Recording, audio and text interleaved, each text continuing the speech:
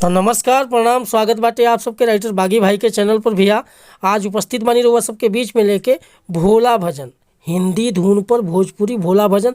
और दिल से बताओ तनी भैया कि अगर नया म्यूजिक बनवा के रहुआ बढ़िया से गायकी कर देतनी तो गाना 100% बच जाए भैया।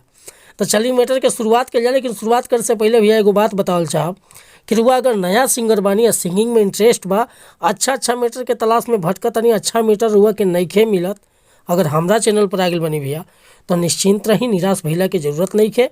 रहुआ जैसन भी मीटर चाहत हो कब लिखवावे के वैसन मीटर हमरा कलम के जरिए मिली, चाहे हिंदी में चाहे भोजपुरी में, कोनो भी प्रकार के गाना, orchestra song, sad song, love song, देवे गीत, भोला भजन, ताहे धोबे गीत, ताहे खेमटा, डफरा, निर्गुण, पूर्वी, ताहे राम भजन, श्याम भजन, कोनो भी गाना लिखवावे खतरा बेहिचक रुआ संपर्क कर सकतानी।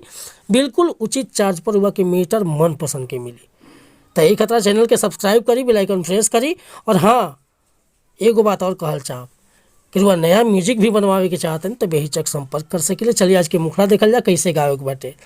एगो फिल्म आई रहे गोविंदा जी के, जोरू का गुलाम, वही फिल्म के गाना हा हुए धुन बाटे कि मैं जोरू का गुलाम बन के रहूँगा, वह लय बा। देखिए कैसे गावे के बा कि सभे बन के कांवरिया चलल बाबा नगरिया, रौरो चलिए राजा मन भइल बावरिया, कि सभे बन के कांवरिया चलल बाबा नगरिया, रौरो चलिए राजा मन भइल बावरिया।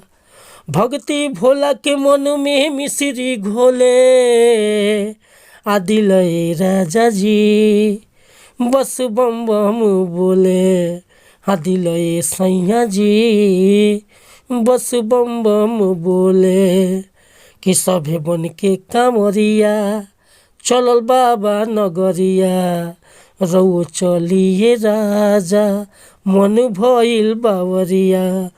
भक्ति भोला के मन में मिश्री घोले, 1 2 3 4, दिले राजा जी बम बम बम बम बोले, दिले राजा जी बस बम बम बोले। तो उम्मीद करतनी मैटर हुआ सबन के पसंद आइल होई। अगर ये गाना के फुल लिखवावे के चाहतन, चाहे अपना मन पसंद के मैटर लिखवावे के चाहतनी पर्सनल, तो बेहिचक कॉन्टैक्ट कर सकीले। हमार कॉन्टैक्ट नंबर बाटे भैया 8874473128, 8874473128। तो मिला तनी फिर से अगला वीडियो में कुछ नया गाना के साथ। तब तक के लिए रुआ सब सहमति चाहता नहीं, कोनो गलती त्रुटि विजय बागी से भइल हुई तो क्षमा प्रदान करब। नमस्कार प्रणाम धन्यवाद भैया।